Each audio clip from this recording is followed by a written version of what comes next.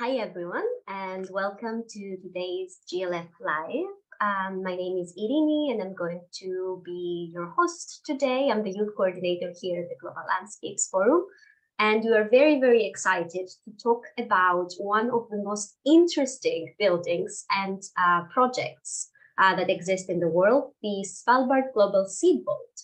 And to do that, we have with us today Åsmund Asdal, from Norway, that is going to share a few things about this project, and we're gonna go there together and find out about all the secrets and the seeds that this place hides. Hi, Åsmund. Welcome. Very nice to have you here with us. Let's start from the basics. The Svalbard Global Seed Vault celebrates this year its 15th anniversary. It was established in 2008. So in the end of February, we celebrate 15 years. Why is the Seed Vault project so important, and how this anniversary is going to be commemorated? Well, thank you, Irene, for inviting me to this webinar. It's a pleasure to talk to your audience, and it's also very nice to have the opportunity to explain about the Svalbard Global Seed Vault. So to explain about the importance of the seed vault, we have to start with the importance of conserving plant genetic resources. As you know, our crop plants are not found in the nature, but we find the plants that are the ancestors of crop plants in nature. And the development of agriculture through maybe 10,000 years, farmers were able to develop very slowly crop plants, cultivated plants out of wild plants they found in the nature. And through these 10,000 years, farmers and later breeders, scientists, botanists, collectors of plants from the wild have collected and produced a huge diversity of genotypes of these crop plants. These crop plants and this diversity is collected in and conserved in gene banks all over the world. And gene banks, they distribute seeds and genetic resources to science, to researchers, to plant breeders, and it's an ongoing effort to produce better and high-yielding crop plants. And this diversity is, we can call it the raw material of that plants and agriculture needs to increase and adapt agriculture to future demands. Our population increases, we have the climate change issue, so we constantly need new and better adapted crop plants, varieties, and this is why we conserve this genetic diversity. And these resources are so crucial and so important that the gene banks must be sure they do not lose the genetic resources. And that's why the Svalbard Global Seed Vault opened in 2008. And we offer a safe place for duplicates of seeds that are conserved in gene banks. So if a gene bank loses its seeds, its genetic resources in their home collection, they can get the copies, the backup copies back from the seed vault. So that's the whole idea. And when we know the importance of these genetic resources, it also explains about the importance of keeping these in a secure place. That's great, and very, very interesting about how all the different seed banks then in the world that have deposited, I guess, seeds in the vault then have access to this seeds in case of let's say emergency. So would you like to share any plans that maybe the seed vault has for this February? How is this seed vault going to celebrate or like commemorate this 15th anniversary, let's say? Well, 15 years is not a very big celebration normally. When we celebrated the 10-year anniversary, we invited the politicians, scientists, representatives from gene banks from all over the world to come to Svalbard for a seed conference, for depositing seeds and so on.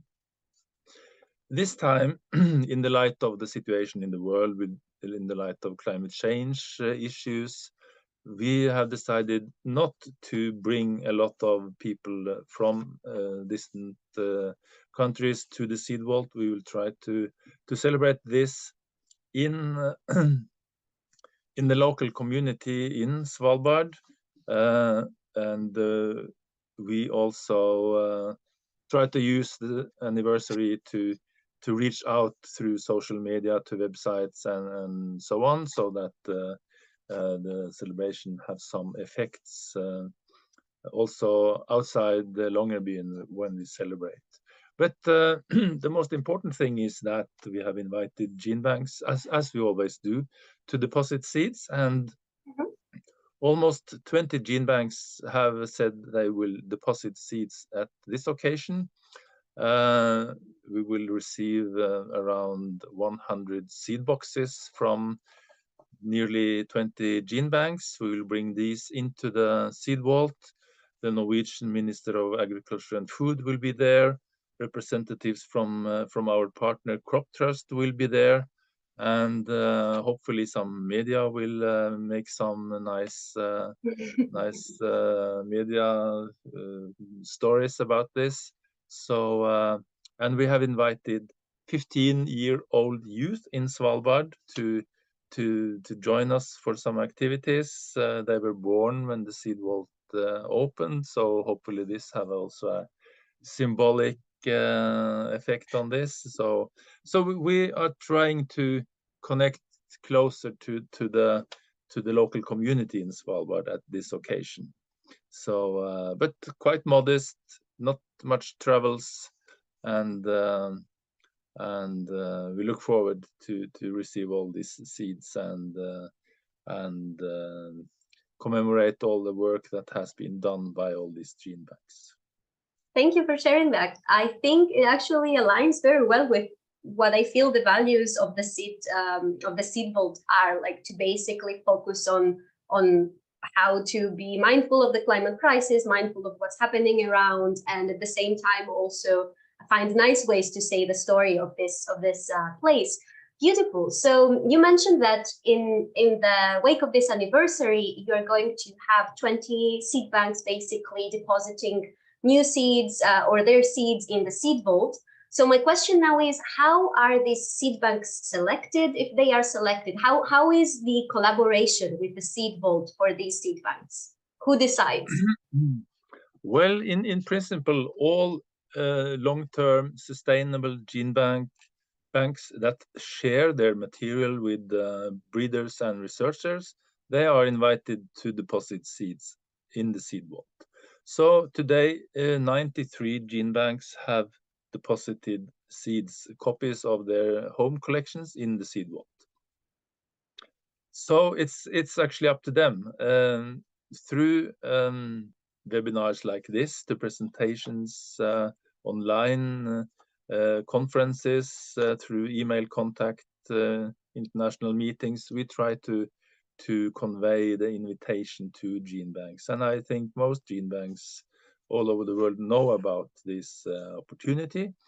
And each year, some new gene banks will join what we can call the family of depositor gene banks to the Seed Vault. And this time we actually have 3 or 4 new gene banks that will send seeds for the first time. And one of the reasons for that is that our partner Crop Trust manage a global project supporting gene banks all over the world to produce seeds and to secure them in the Seed Vault. This we call it the BOLD project. It's an abbreviation, and it's funded by Norwegian government. And the aim is to include more gene banks and more genetic material in the Seed Vault project. And I think more details will come later, but I think perhaps around 30 gene banks have received or will receive support from this project, and 3 of them are actually sending seeds now at this occasion. So that's also a project that will increase the awareness and increase the security of these genetic resources. Beautiful. That's super nice to hear that there are also new players coming into this situation, and there is also the financial support to be offered to them. So we explored now how the seed banks, the gene banks find their way towards the Seed Vault. How does it go the other way around? We know that the gene banks around, we hope actually that the gene banks around the world will stay secure. We will manage to address the different crises that might challenge their security. But in case we actually need what is in the vault, how does this process look like? How would gene banks take their seeds back? Well, it's important to know that the seeds in the Seed Vault remain the property of the gene banks. Mm-hmm. The seeds are not shared with anyone else and not distributed anywhere. So if a gene bank think that now we do not have access to our own seeds, we have lost seeds, they have lost viability, and we would take advantage of our bank box deposit in Svalbard, they can just call me and I will send seeds back. This have happened for one gene bank already, and this was the International Center for Agricultural Research in Dry Areas, abbreviated to ICARDA. They had their headquarters and gene bank in Aleppo in Syria, and during the conflict, the gene bank, which is an international center and not a national gene bank, they lost access to their seed bank, and they decided to withdraw the seeds they luckily had deposited in the Seed Vault. So we actually sent back 116,000 seed samples to ICARDA units in Lebanon and Morocco, and ICARDA used these seed samples to establish new gene bank units in these 2 countries. So it's a sad story about Syria, of course, but it's an excellent example of the importance of the Seed Vault, and all these seed samples, they germinated, and ICARDA was able to multiply them, produce seeds for their own purpose, for establishing a new gene bank, for distributing seeds to science and breeding, and also send new samples back to the Seed Vault. So withdrawal of the seeds started in 2015, and already today ICARDA has sent more than 100,000 new samples back to the Seed Vault. So this has been a very efficient process. In the first place by ICARDA. Process is supported by Crop Trust, and we are very happy that our part of this mission also turned out to be very efficient and to everyone's satisfaction. No, that's actually a very interesting story. Of course, it's a very sad story when it's about food shortages, but it's very nice to hear that there is a plan that can be executed. And I now have a small follow-up question to that. Is there, for example, the explanation on why a gene bank might want their seeds back? Does it have to be a long-term drought or a long-term, let's say, insecurity in regards to food?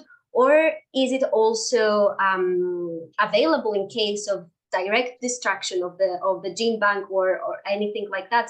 For example, in Turkey right now, I don't know if there is a case, but let's say that the place where they stored a lot of these things collapsed, or there was some issue that was quite acute. Are the seeds also available in this situation? Well, as I said, the seeds are owned by the depositor gene bank, and it is up to the gene bank to decide what should happen with the seeds. And if we will not ask and control that that the reasoning for sending seeds back is good or good enough. If a gene bank tells me that, Åsmund, now I need my seeds to be returned, I will send them back. Beautiful. That's good to hear. And the next question I have for you, I did a little bit of reading before our conversation, and I actually found a very interesting article about the Cherokee Nation, that they actually deposited some seeds in 2020. That was super interesting to read as a story. So how does the seed bank, or if the seed bank does work in general with the indigenous peoples and the seeds they have, as this is, like, of course, very important, not only for food, but for them for culture as well, etc. I think most parts of that question should be posed to the Cherokee Nation Gene Bank itself. But when it comes to the practical work, Cherokee Nation's Gene Bank is a gene bank in line with all other gene banks.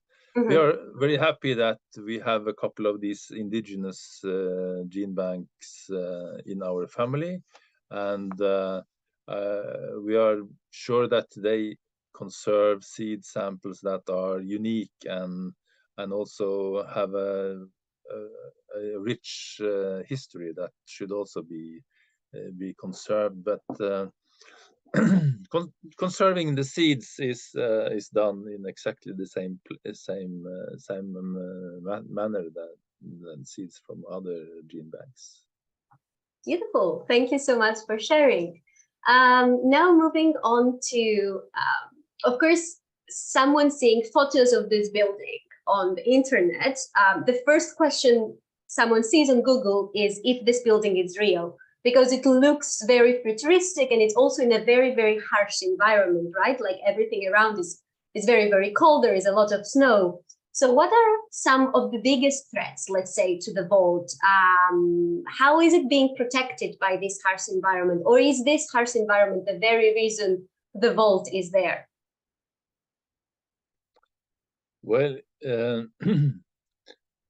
it's well, there are a lot of buildings in Longyearbyen in Svalbard, and for skilled engineers, it's not difficult to plan, construct, and build a concrete construction that can stand the environment in Svalbard.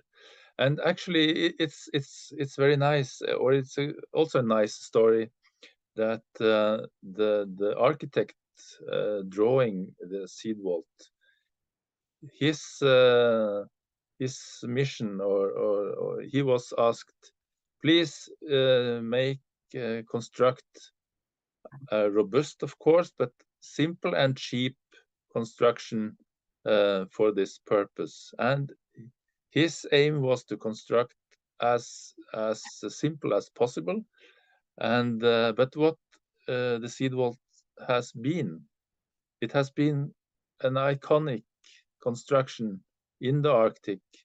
Most people around the world knows about it. They have seen it, and it has now a quite iconic value as a symbol of the importance of taking care of the seeds and plant genetic resources. But in the first place, this was the simplest construction that could serve the purpose.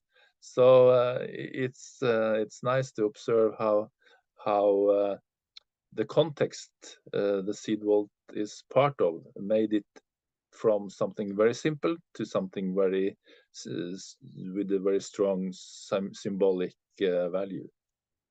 But Good. I don't think the seed vault is the construction is not threatened by anything that we can think of from the environment. We had a quite major upgrade of the seed vault 3 years ago, and now we have a complete watertight tunnel. We have a very modern cooling system, keeping it frozen down to -18 degrees. It's important to know that the seed vault is, of course, placed in permafrost in Svalbard, but it is as such not dependent on permafrost because we have a advanced cooling system bringing the temperature down to -18, while the permafrost is around -3, 4, 5. So we are not even threatened by climate change. So I think seed vault is very secure. The most prevailing what you call it challenge for us is to convince or encourage gene banks, governments all over the world to, in the first place, secure their seed collections, and secondly, perhaps to take advantage of our offer to store copies in the seed vault. Beautiful. That's quite interesting. And also hearing you, first of all, seeing the building, and then also hearing the story you have been saying to us for the past 20 minutes, I think that also it is, you know, the image of it has become also an image of resilience for humans, basically, but also an image of what collective resilience looks like. The way you're describing this collaboration with the different gene banks and the ownership and how this whole, let's say, project operates. It's actually a very inspiring story of what international, like human, basically, collaboration can achieve in order to survive all together as humanity. Thank you so much for sharing. This is quite inspiring beyond this project, I think. So my next question to you is, what is currently the vault missing, or what are the resources that are needed in order to ensure that it continues to operate and serve as, let's say, one of humanity's resilient arcs for our present and future? Well, continuous management of the seed vault is guaranteed for by the Norwegian government. The seed vault is managed in a cooperation with the Norwegian Ministry of Agriculture and Food, Crop Trust, and my organization, which is the Nordic Genetic Resource Center. And I think we have a quite robust organization, and by having the Norwegian state behind guaranteeing for the management, I think we don't lack resources to keep the seeds safe for a foreseeable future. What do we lack? If your question is directed to seeds, there are, of course, important crop species that could be better represented in the seed vault,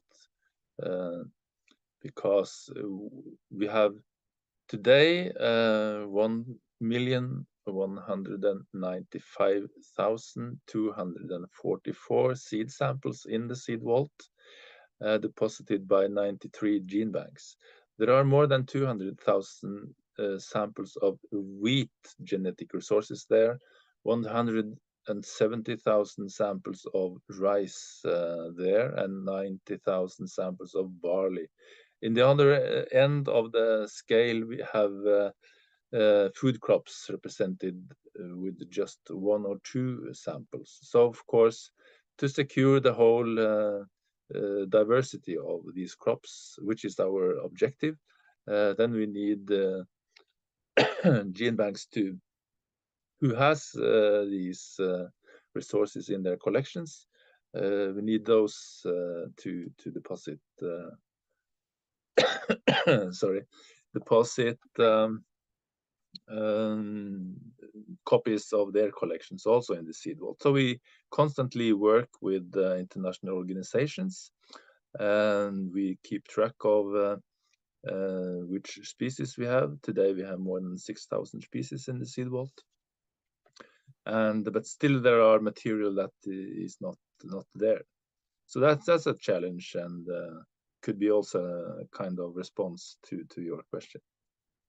No, this is great. Thank you so much for sharing. And it's also nice to know that this concept and this project is actually robustly supported and stable. Beautiful. I think this is going to close basically our discussion for today. It has been really a pleasure to basically know more about this whole project from you.